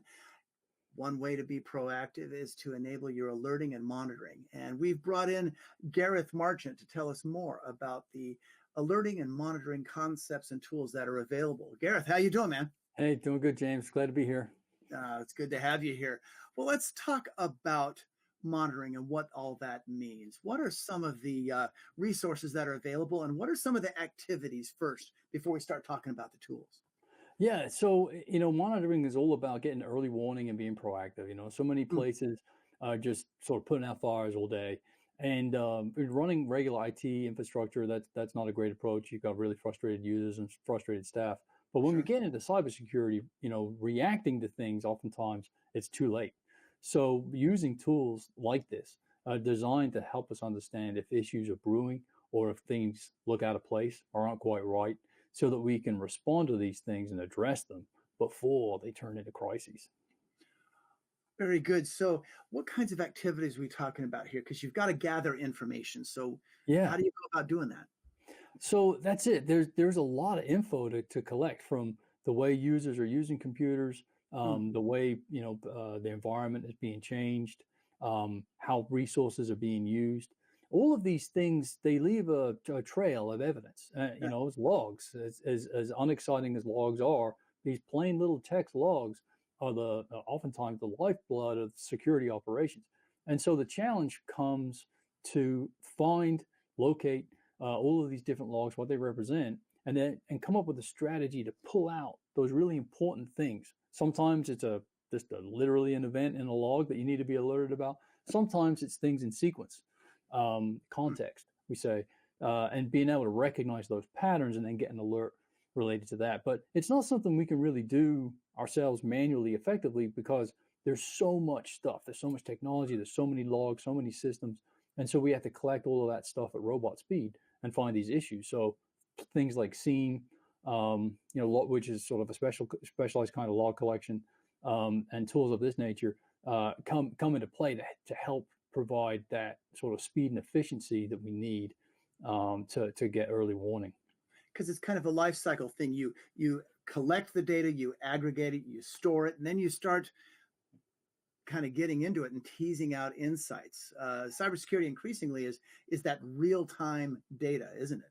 Yeah, that's right. It's shortening that time to detection. That's key. The earlier you can find it, when you see these things like the cyber attack life cycles, that has a life cycle too. But the cyber kill chain, where you've got these really well-defined steps from someone taking an interest in the organization to actually acting on their objectives. And so you want to try to identify when something funny is happening as early in the kill chain as you can, because you can sort of stamp it out before it turns into an issue. And so, having this real-time view of things is really important. But also sometimes, you become aware of something, even not necessarily a cyber attack, but sometimes there's internal issues that might be driven by the human resources department, and they may come back and say, we've gotten complaints about this employee, maybe, using resources in ways that they shouldn't. Can you help us verify these claims? And so we need all of this log data to be collected and stored and archived and protected, so we can go back sort of forensically and say, okay, well, let me look over the last month and see if I can corroborate this claim. And then there's alerts that can come out, right? And Yeah. things like that. You have to set thresholds and things like that. Yeah, that's really come to life. A lot of folks lose steam when they try to implement these tools. They're pretty complicated. They can be really expensive depending on what you pick. And so, getting these things in place can take a lot of time and effort. But then rarely does it just plug in and just get everything done from day one. It takes time and attention to tweak and tune and make it alert you on these different issues that are unique to your environment. Even though many organizations run databases, they run them in different ways, and they have different platforms and different applications that use them, in different ways, and they interface with things in different ways. And all of those things, there's issues associated with all of those that are unique, and you have to sort of figure out what those are and tune that system to alert you of those. But not always just an email. It could be a text message, it could be an email, it could be a custom dashboard that you create with charts and graphs and stoplight kind of controls and these kinds of things to give you this insight so you can respond in an appropriate amount of time. Makes perfect sense. And then there's all these real-time user behavior analytics tools, all the way to scanning tools like Nessus and OpenVAS that use, security content automation protocol, SCAP data and things like that, right? Yeah. Consistency is a big part of this, right? Really understanding, what you're seeing and what that means, and the vulnerability scanners. It's great that you brought that up, because those tools. What's great about those compared to like endpoint protection and antivirus tools is there's this standard suite of tools that are used to enumerate and score and rank and describe issues. And so, that helps in this endeavor when you're trying to figure out what the significance of something is. You scan something with an antivirus tool, depending on what you're using, it's got different names, but with a vulnerability scanner, it standardizes this, which makes it easier to recognize some of these issues. Gareth, thanks so much for giving us your wisdom about security alerting and monitoring and the concepts and tools involved. Sure appreciate it, man. You bet, James. Anytime.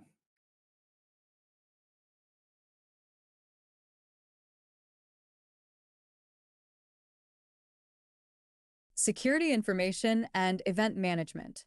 Software designed to assist with managing security data inputs and provide reporting and alerting is often described as security information and event management, SIEM. The core function of a SIEM tool is to collect and correlate data from network sensors and appliance/host/application logs. In addition to logs from Windows and Linux-based hosts, this could include switches, routers, firewalls, IDS sensors, packet sniffers, vulnerability scanners, malware scanners, and data loss prevention (DLP) systems. WASU's CM dashboard, configurable dashboards provide the high-level status view of network security metrics. Screenshot used with permission from WASU Incorporated. Agent-based and agentless collection. Collection is the means by which the CM ingests security event data from various sources. There are three main types of security data collection. Agent-based. This approach means installing an agent service on each host. As events occur on the host, logging data is filtered, aggregated, and normalized at the host, then sent to the CM server for analysis and storage. Collection from Windows, Linux/macOS computers will tend to use agent-based collection. The agent must run as a process and could use from 50 to 500 megabytes of RAM, depending on the amount of activity and processing it does. Listener/collector. Rather than installing an agent, hosts can be configured to push log changes to the CM server. A process runs on the management server to parse and normalize each log/monitoring source. This method is often used to collect logs from switches, routers, and firewalls, as these are unlikely to support agents. Some variant of the syslog protocol is typically used to forward logs from the appliance to the CM. Sensor, as well as log data, the CM might collect packet captures and traffic flow data from sniffers. A sniffer can record network data using either the mirror port functionality of a switch or using some type of tap on the network media. Agent configuration file for event sources to report to the WASU STM. Log aggregation. As distinct from collection, log aggregation refers to normalizing data from different sources so that it is consistent and searchable. CM software features connectors or plugins to interpret or parse data from distinct types of systems and to account for differences between vendor implementations. Each agent, collector, or sensor data source will require its own parser to identify attributes and content that can be mapped to standard fields in the CM's reporting and analysis tools. Another important function is to normalize date, time zone differences to a single timeline.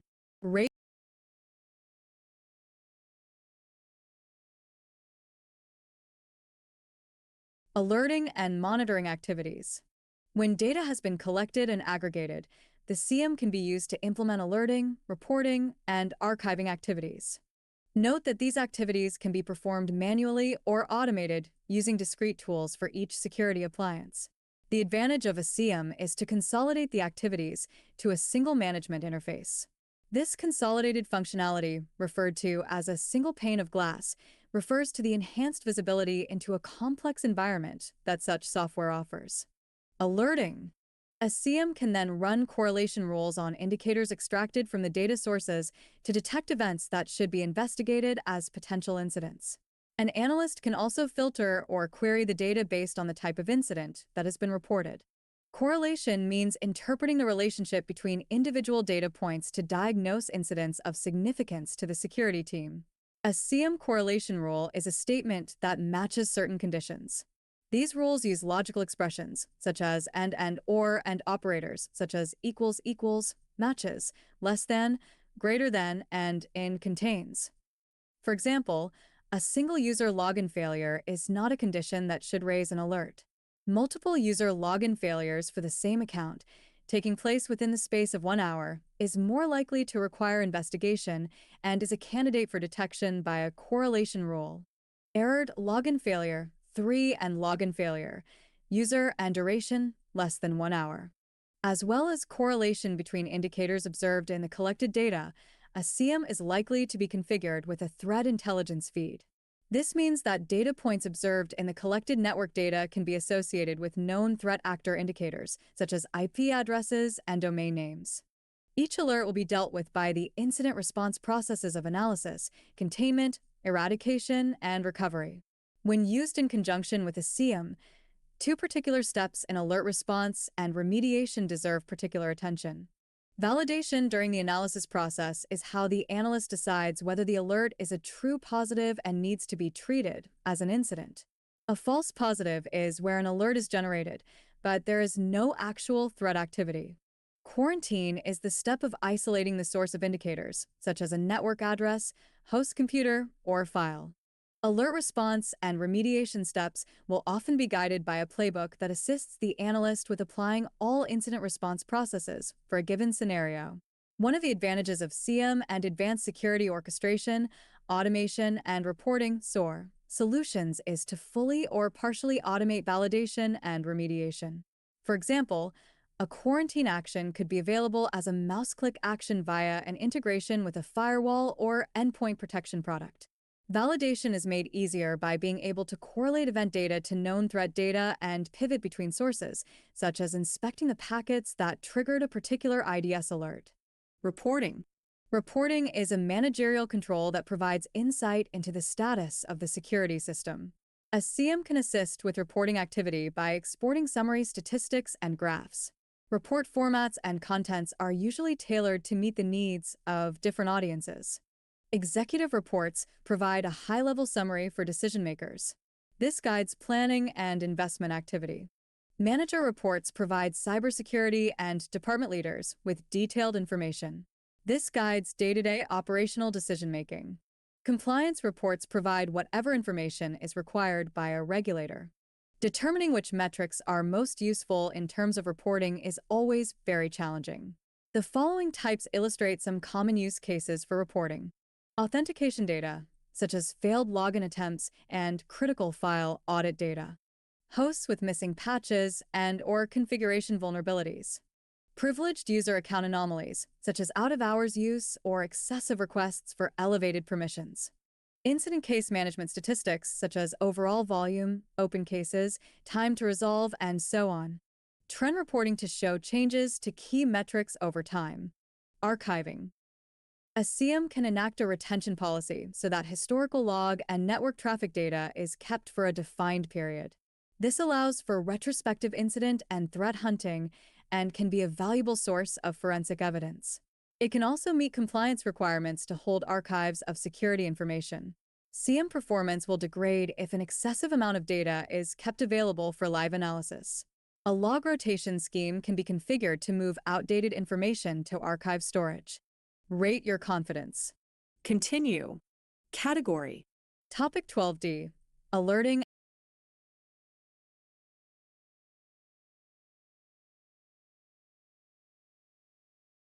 Alert tuning. Correlation rules are likely to assign a criticality level to each match. Examples include the following. Log only. An event is produced and added to the CM's database, but it is not automatically classified. Alert. The event is listed on a dashboard or incident handling system for an agent to assess. The agent analyzes the event data and either dismisses it to the log or validates it and starts an incident case. Alarm. The event is automatically classified as critical and a priority alarm is raised. This might mean emailing an incident handler or sending a text message. Alert tuning is necessary to reduce the incidence of false positives. False positive alerts and alarms waste analysts' time and reduce productivity. Alert fatigue refers to the sort of situation where analysts are so consumed with dismissing numerous low-priority alerts that they miss a single high-impact alert that could have prevented a data breach. Analysts can become more preoccupied with looking for a quick reason to dismiss an alert than with properly evaluating the alert.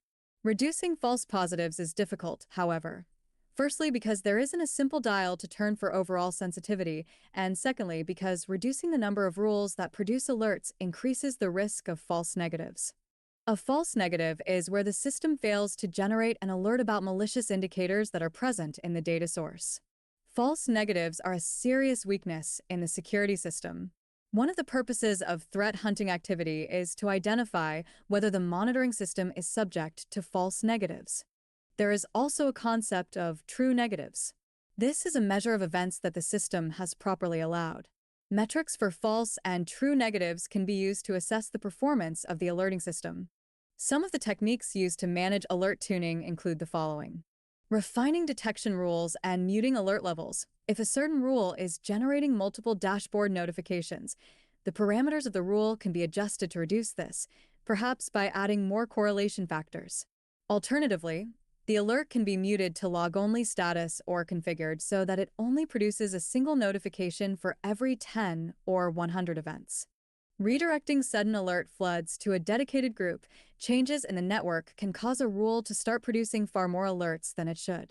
Once it's confirmed that this is a false positive, rather than spamming each analyst's dashboard, it can be assigned to a dedicated agent or team to remediate. Redirecting infrastructure-related alerts to a dedicated group, misconfigurations, such as deviance from a baseline, can cause continually high alert volumes. While these are important to fix, that is not the job of the incident response team and is better managed by an infrastructure team. Continuous monitoring of alert volume and analyst feedback.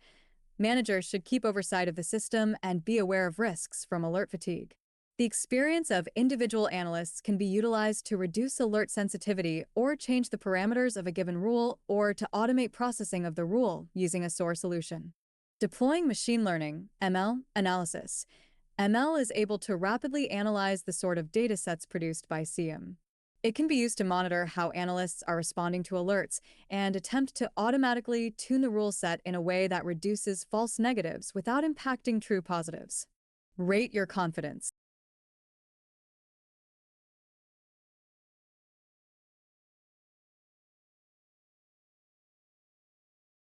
Monitoring infrastructure. Managerial reports can be used for day-to-day monitoring of computer resources and network infrastructure. Not all issues can be identified from alerts and alarms. Running a custom report allows a manager to verify results of logging and monitoring activity to ensure that the network remains in a secure state. Network monitors. As distinct from network traffic monitoring, a network monitor collects data about network infrastructure appliances, such as switches, access points, routers, firewalls.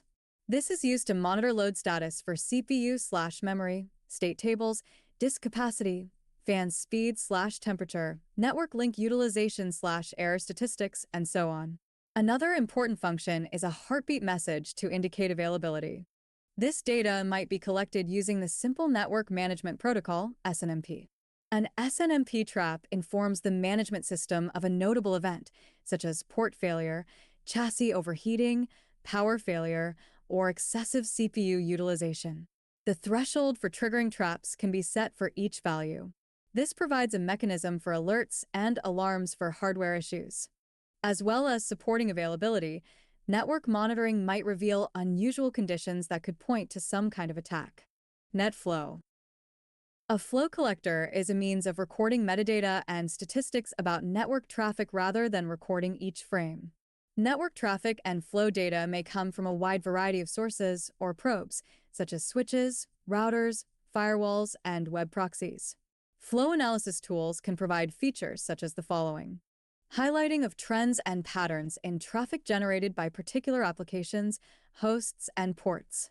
Alerting based on detection of anomalies, flow analysis patterns, or custom triggers. Visualization tools that show a map of network connections and make interpretation of patterns of traffic and flow data easier. Identification of traffic patterns revealing rogue user behavior, malware in transit, tunneling, or applications exceeding their allocated bandwidth. Identification of attempts by malware to contact a handler or command and control, CNC, channel. NetFlow is a Cisco-developed means of reporting network flow information to a structured database. NetFlow has been redeveloped as the IP Flow Information Export, IPFIX, IETF standard, tools.ietf, org/html/rfc7011. A particular traffic flow can be defined by packets sharing the same characteristics, referred to as keys. A selection of keys is called a flow label, while traffic matching a flow label is called a flow record. A flow label is defined by packets that share the same key characteristics, such as IP source and destination addresses and protocol type. These 5 bits of information are referred to as a 5-tuple. A 5-tuple consists of source address, destination address, protocol, source port, destination port. A 7-tuple adds the input interface and IP type of service data. Each exporter caches data for newly seen flows and sets a timer to determine flow expiration. When a flow expires or becomes inactive, The exporter transmits the data to a collector. Description. Flows option is selected from the list of options in the left pane. The right pane has a search button on the top right and is titled Active Flows. The links at the top read 10, hosts, status, severity, direction, applications, categories, DSCP, host pool, IP version, and protocol. A table below lists the application, protocol, client, server, duration, breakdown, actual THPD, and total. Top Community Edition being used to monitor NetFlow traffic data. Screenshot used courtesy of Top. Rate your confidence. Continue.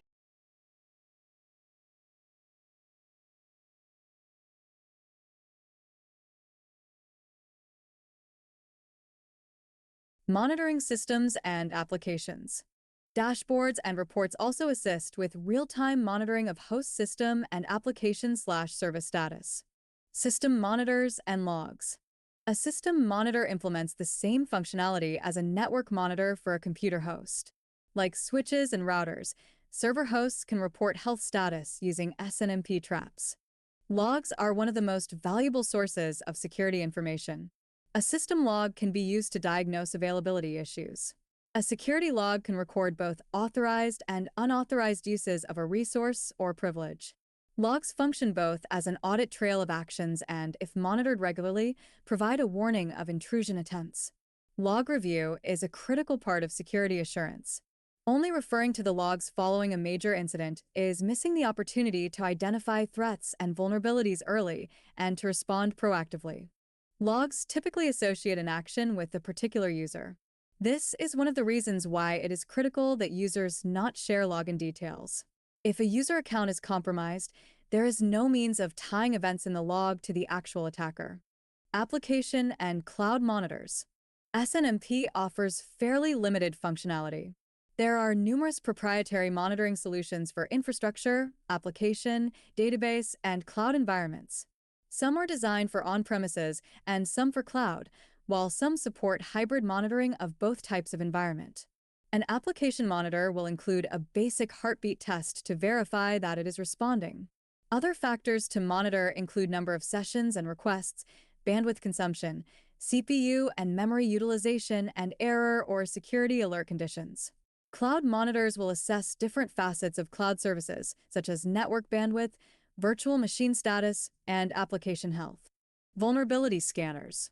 A vulnerability scanner will report the total number of unmitigated vulnerabilities for each host. Consolidating these results can show the status of hosts across the whole network and highlight issues with a particular patch or configuration issue. Antivirus. Most hosts should be running some type of antivirus scan (AV) software. While the AV monitor remains popular, these suites are better conceived of as endpoint protection platforms, EPPs, or next-gen AV. These detect malware by signature regardless of type, though detection rates can vary quite widely from product to product. Many suites also integrate with user and entity behavior analytics, UEBA, and use AI-backed analysis to detect threat actor behavior that has bypassed malware signature matching. Antivirus will usually be configured to block a detected threat automatically. The software can be configured to generate a dashboard alert or log via integration with a SIEM. Data loss prevention. Data loss prevention, DLP, mediates the copying of tagged data to restrict it to authorized media and services. As with antivirus scanning, monitoring statistics for DLP policy violations can show whether there are issues, especially where the results show trends over time. Rate your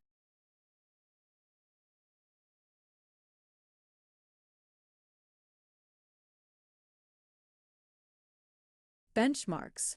One of the functions of a vulnerability scan is to assess the configuration of security controls and application settings and permissions compared to established benchmarks. The scanner might try to identify whether there is a lack of controls that might be considered necessary, or whether there is any misconfiguration of the system that would make the controls less effective or ineffective, such as antivirus software not being updated or management passwords left configured to the default. This sort of testing requires specific information about best practices in configuring the particular application or security control. These best practices are provided by listing the controls and appropriate configuration settings in a template. Security Content Automation Protocol, SCAP, allows compatible scanners to determine whether a computer meets a configuration baseline. SCAP uses several components to accomplish this function, but some of the most important are the following. Open Vulnerability and Assessment Language, OVAL. An XML schema for describing system security state and querying vulnerability reports and information. Extensible Configuration Checklist Description Format, XCCDF. An XML schema for developing and auditing best practice configuration checklists and rules. Previously, best practice guides might have been written in prose for systems administrators to apply manually. XCCDF provides a machine-readable format that can be applied and validated using compatible software. Description. The screen grab shows two sections. The top section lists the policy type, policy group or registry key, policy setting, 515 support, and template. The bottom section provides information on policy path, 515 support, and template. Comparing a local network security policy to a template. The minimum password length set in the local policy is much less than is recommended in the template. Screenshot used with permission from Microsoft. Some scanners measure systems and configuration settings against best practice frameworks. This is referred to as a compliance scan. This might be necessary for regulatory compliance, or you might voluntarily want to conform to externally agreed upon standards of best practice. Monitoring template aligned to NIST 800-53 framework requirements.